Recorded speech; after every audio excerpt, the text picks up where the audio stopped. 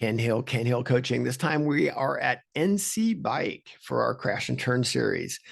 And turn one at NC Bike. And it's weird. It seems like such an easy corner, but we do see quite a few problems right there. And a lot of, again, as you'll find here, it's a lot of it is explainable. So let's just dive right into to NC Bike, turn one. So we first look at the layout. Layout's it's pretty darn cool. You're you're on the side of the tire pretty much everywhere. And when we look at turn one, and I think this is something that a lot of people don't realize is, of course, turn one really is a 180, and it's easy to think, well, the exit kind of opens up. There's just a little bit more to it than that. So again, let's break it down a little bit. So coming off of a super high speed straightaway, a lot of the issues that I've seen on many of the video reviews that we've done with NC Bike and turn one is a lot of it stems from your turn in point and how we're going to decide how to take turn one. So let's start with some of the fundamentals of what we're looking at here. Turn one, we've got a big 180.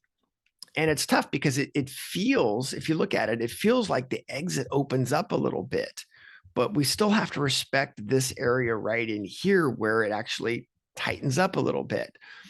And it's the radius here is short enough that double apexing it doesn't necessarily feel right, even though that's ultimately what we're going to be doing.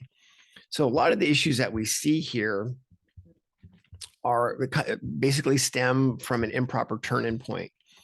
So what we see a lot of is either turning in too late, or what we'll see is not respecting that there is an apex here.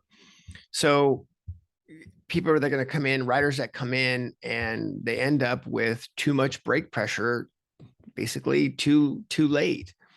So coming in, and if we turn in too late, and yes, I'm overdrawing this, and it's so easy to get sucked in to this because you're coming off such a high speed straightaway, and the track feels very narrow right there, and you might be passing somebody.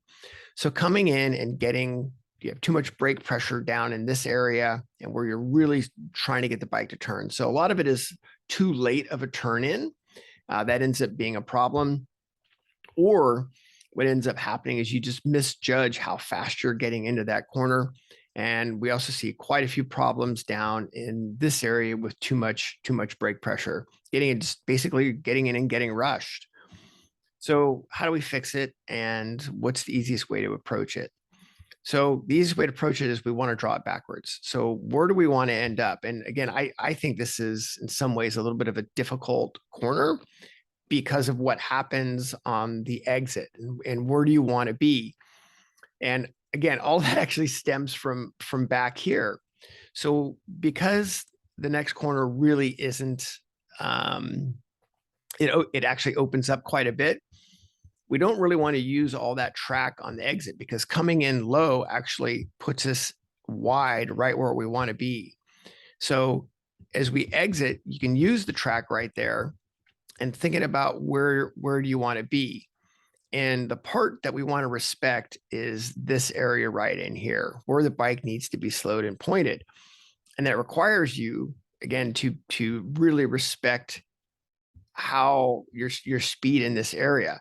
And it's tough because you almost feel like you're a little bit in no man's land right there, but respecting where you're coming in and hanging on to the brake. And again, if you come in a little bit straighter and just having a lot of patience in this area, and realize that, yeah, here you're going to come in a little bit lower, but straighter. And if you're straighter, then that allows the bike to be more stood up so you can use more brake. So yeah, turn one in NC Bike, it's actually not that complicated, but there are some nuances to it. And a lot of it stems from essentially just getting sucked in too deep or too late and using too much brake pressure. So pretty tough one. But still super fun, easily fixable. And there is your NC bike.